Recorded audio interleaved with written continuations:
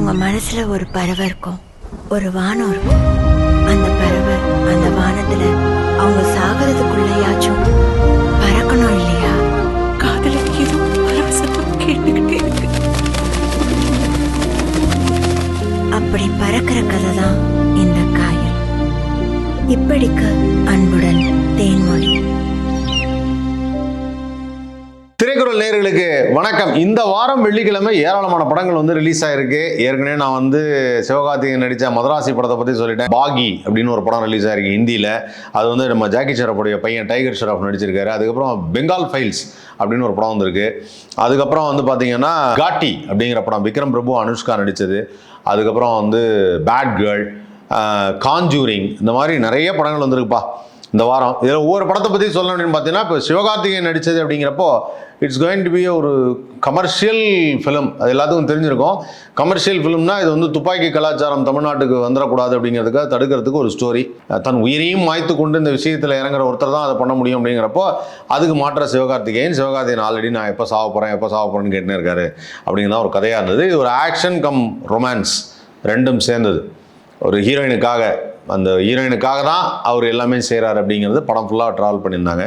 And இந்த படத்தில் வந்து துப்பாக்கி வந்து ஏகப்பட்டது யூஸ் பண்ணியிருக்காங்க. அதாவது எல்லா துப்பாக்கிகளும் வந்து கடைசியாக கடலில் வேற போடப்படுது. அப்புறம் பார்ட் 2 வருமானு வேற தெரியல. துப்பாக்கியை கடல்லேருந்து எடுத்தால் திருப்பி யூஸ் பண்ணலாமா, ரீயூஸ் பண்ணலாமா அப்படிப்பட்ட கேள்வியெல்லாம் வரும். அப்புறம் இந்த படத்தில் நடிச்சிருந்த இதில் சில கண்ணோட்டத்தில் பார்க்கும்போது இல்லை, வித்யுத் ஜமால் தான் படத்துடைய கதாநாயகன் மாதிரி இருந்தது. ஏன்னா படத்தில் ஃபஸ்ட்டு ஒரு ஃபுல் சீன் அவருக்கு ஒன்று எடுத்திருக்காங்க.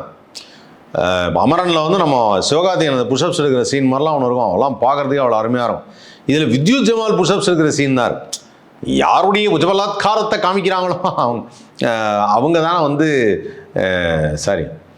யாருடைய ஃபிசிக்கை புஜபலாத்காரம் தூக்கியிருப்பா, யாருடைய ஃபிசிக்கை அப்படி காமிக்கிறாங்களோ அவங்க தானே படத்துடைய ஹீரோ அப்படின்னு சொல்லுவாங்க.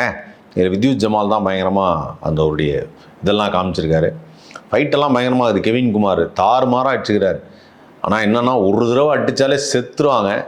கிட்டத்தட்ட 1000 தடவை அடிக்கிறாங்க படத்தில். அது மட்டும்தான் யோசிக்க வேண்டிய ஒரு விஷயமா இருக்குது. இது ஒரு பக்கம் இருந்தாலும் காந்தி கண்ணாடி வந்து நமது பாலா அவருடைய ஃபஸ்ட்டு படம், ஹீரோவா ஃபஸ்ட்டு படம். அண்ட் பாலாஜி சக்திவேல் நடிச்சிருக்காரு. பிரமாதமான டைரக்டர், அற்புதமான நடிகரும் கூட அப்படிங்கிறத இந்த படத்தில் அவர் ப்ரூவ் பண்ணியிருக்காரு. அர்ச்சனா அவங்க பர்ஃபார்ம் பண்ணியிருக்காங்க. ரொம்ப நல்லா இருந்தது. இந்த படத்தில் நமக்கு தெரிஞ்ச கேரக்டரில் இன்னொன்று அப்படின்னு பார்க்கும்போது அமுதவாணன் அவர்கள். ஸோ கலகபோதையார்லேருந்து அமுதவாணன். ஸோ அமுதவாணன் ஒரு பாலாஜி சக்திவேல் ஒரு பக்கம், பாலா ஒரு பக்கம், அவரோட டீம் ஒரு பக்கம் அப்படின்னு சொல்லிட்டு ஒரு ஈவென்ட் மேனேஜராக இருந்த பாலாவுக்கும் இந்த டிமானிட்டைசேஷன் பற்றி ஒரு கதையாக எடுத்துருக்குறாங்க. அண்ட் டிமானிட்டைசேஷன் பற்றி எடுக்கும்போது இந்த கதை வந்து பார்க்குறப்ப ரொம்ப ஓல்டு ஃபார்மேட். ஏன்னா டிமானிட்டைசேஷன் வந்து 10 வருஷம் ஆகப்போகுது. ஸோ 10 வருஷத்துக்கு முன்னாடி அந்த கவலையெல்லாம் மறந்துடும். இப்போ மக்கள் வந்து அன்னன்னைக்கு இருக்கிற பிரச்சனைகளை யோசிக்கிறாங்க. நாளைக்கு வேற ஒரு பிரச்சனை வந்தால் இந்த பிரச்சனையை மறந்துடுவாங்க.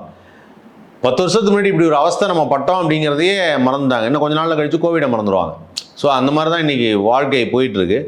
அந்த மாதிரி டைமில் இந்த மாதிரி படம் வந்து எப்படி இருக்கும் அப்படிங்கிறது தெரியல. ஆனால் படம் மிகப்பெரிய வெற்றி, மக்கள் கொண்டாடுறாங்க. பாலா நல்லா பண்ணியிருக்காருங்கிறாங்க. பாலா வந்து கண்கலங்க வச்சுட்டாருங்கிறாங்க. பாலாவை என்கரேஜ் பண்ணணும்னு நினைக்கிறாங்க. ஒரு பாசிட்டிவாக இருக்கணும் பாலாவுக்கு ரிவ்யூ அப்படின்னு மக்களே ஃபீல் பண்ணுறாங்க. அது ரொம்ப நல்ல விஷயம். பாலாவுக்கு அற்புதமான ஒன்று. யாரும் உன்னை வந்து அசைச்சிக்க முடியாது. எந்த நெகட்டிவ் ரிவ்யூஸும் உன்னை வந்து காலி பண்ணிடாது அப்படிங்கிறது தெளிவாக தெரியுது. அதுக்கப்புறம் வந்து பார்த்திங்கன்னா பேட் கேர்ள், இந்த படம் வந்து பயங்கரமான ஒரு சர்ச்சையை உண்டாக்கணும் ஒரு படம். வெற்றிமாறன் அவர்கள் வந்து இனிமேல் நான் ப்ரொடியூஸே பண்ண மாட்டேன், ப்ரொடக்ஷன் கம்பெனியே மூடுறேன் அப்படின்லாம் சொல்லிட்டார். ஏன்னா இந்த படம் வந்து கதை அந்த மாதிரி ஒரு யங்ஸ்டர், ஒரு பொண்ணு, அந்த பொண்ணு செய்கிறது தான், பொண்ணு வந்து தன்னுடைய டீனேஜில் செய்கிற விஷயங்கள். ஆனால் அந்த பொண்ணு எந்த சமுதாயத்துலேருந்து வருதுன்னு காமிக்கிறது எங்களுக்கெல்லாம் நின்றுடலாக இருக்குது அப்படின்னு சொல்லி இந்த படத்துடைய கதையை இது வரக்கூடாது, இது பண்ணவே கூடாது அப்படின்னு பயங்கர தலையெல்லாம் வந்து. பட் ஆனால் அந்த படம் ரிலீஸ் ஆயிடுச்சு. அந்த படம் எப்படி இருக்குது அப்படிங்கிறதுடைய பப்ளிக் ரிவ்யூ இன்னும் வந்து எக்ஸாக்டாக வரல. ஒரு சில பேர் பார்க்குறாங்க, ஒரு சில பேர் நல்லா இருக்காங்க, ஒரு சில பேர் இல்லைங்க இது சரியாக வரலங்கிறாங்க. மாறி சொல்கிறாங்க. ஒரு மிக்சட் ரிவ்யூ தான் வருது. ஸோ அதுவும் பார்க்க வேண்டிய ஒரு படம். பார்த்தா தான் தெரியும் அது என்ன பண்ணியிருக்காங்க அப்படின்ட்டு. விரைவில் அந்த படத்தை பார்த்து சொல்கிறேன். அதுக்கப்புறம் இன்னொரு முக்கியமான படம் காட்டி வந்து விக்ரம் பிரபு தமிழ் சினிமாவில் நிறைய படங்கள் பண்ணியிருக்கார். சமீபத்தில் ரிலீஸ் ஆன லவ் மேரேஜ் படம் கூட சூப்பராக இருந்தது அவருடைய ஆக்ஷனில். அவரும் அனுஷ்கா வந்து இந்த ரெண்டுன்னு ஒரு படம் மாதவனோட வருவாங்க. அந்த பாட்டில் வரும்போது நான் அழகுப்பா அனுஷ்கா, நான் ஹைட்டு, நான் ஃபிகரு அப்படின்வாங்களா பசங்க, அந்த மாதிரி அவ்வளோ அழகாக இருப்பாங்க அனுஷ்கா. பாகுபலியிலலாம் வந்து அந்த ஃபைட் சீன் காமிக்கும்போது பிரபாஸ் வந்து பார்ப்பாரு, அந்த அந்த வால் எடுத்துகிட்டு சுற்றிட்டு அப்படி பண்ணும்போது அவ்வளோ அழகாக இருக்கும் அனுஷ்கா பார்க்குறதுக்கு. பியூட்டிஃபுல் ஒரு ஃபீச்சர்ஸ் அவங்க அனுஷ்காங்கிறது. அவ்வளோ அழகான ஒரு கண்கள், ஸ்மைலு, பல்வரிசை, இப்படி எதுனாலும் சொல்லிட்டே போகலாம். அந்த ஹைட்டு வெயிட்டுன்னு வாங்கல, அந்த மாதிரி ஒரு நல்ல ஒரு ஃபீச்சர்ஸ் உள்ள ஒரு ஆக்ட்ரஸ் அனுஷ்கா. அவங்க வந்து காட்டின்னு ஒரு படத்தில் வந்து ரஃப் அண்ட் டஃப்பாக ஸ்டில்லே பார்க்கும்போது இல்லை அப்படி சிகார் எடுத்துட்டு இல்லை அப்படின்னு ஊதுறாங்க. கொடூரமாக இருக்கே. இதுக்கு முன்னாடி கொஞ்ச நாளைக்கு முன்னாடி நீங்கள் அருந்ததி ஏய் அப்படின்னு சொன்னோன்னா அந்த அந்த சீன்லாம் எனக்கு ஞாபகம் வந்தது. இதில் ஏதாவது கொல்லிவாய் பிசாசமாக இருக்குமான்னு தெரியல. ஆனால் இந்த படம் வந்து ஒரு பெரிய ட்ராவல், ஏதோ ஒரு முக்கியமான ஒரு கதைன்னு நினைக்கிறேன். ரியல் ஸ்டோரி இது பண்ணி தான் எடுத்திருக்காங்கன்னு நினைக்கிறேன். அண்ட் காட்டி படத்தில் விக்ரம் பிரபு ஒரு character is a lead, Vikram Prabhu as a lead character.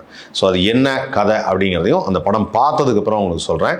So இது வந்து இப்போது பைலிங்குவல் நிறையா தெலுங்குலேயும் சரி, ஹிந்திலையும் போயிட்டுருக்கு, தமிழ்லேயும் போயிட்டுருக்கு. அந்த மாதிரி ஒரு மல்டிலிங்குவலில் போயிட்டுருக்கு. இது ஒரு பேன் இண்டியா ஃபிலிம். அடுத்தது பார்த்தீங்கன்னா ரொம்ப முக்கியமான ஒரு இது என்னென்னா, அந்த படத்தை நான் இங்கிலீஷ்லலாம் பார்த்துருக்கேன். கான்ஜூரிங் பயங்கர பயமாக இருக்கும். அதுவும் நான் தேட்டரில் பார்க்கும்போது, என்ன தேட்டருது, தேவி பாலா சவுண்டிங் அப்படி இருக்கும். அதை காமிக்கும் போது அப்படின்னு மூச்சு வாங்கிட்டே தான் படம் போகணும். அந்த காதலிக்கு நேரம் இல்லை பாலையாட்ட கதை சொல்லும்போது திடீர்னு ஒரு சவுண்டு அப்படின்னு அப்படின்னு அந்த மாதிரி இருக்கும் சவுண்டு வர்றப்போ. அப்படி ஒரு பயமுறுத்துகிற ஒரு படம். அந்த படத்துடைய ஒரு பார்ட், கான்ஜூரிங்கோட ஒரு பார்ட் வந்திருக்கு. அந்த கான்ஜூரிங் லாஸ்ட் ரைட்ஸ். லாஸ்ட் ரைட்ஸ்னால் என்ன?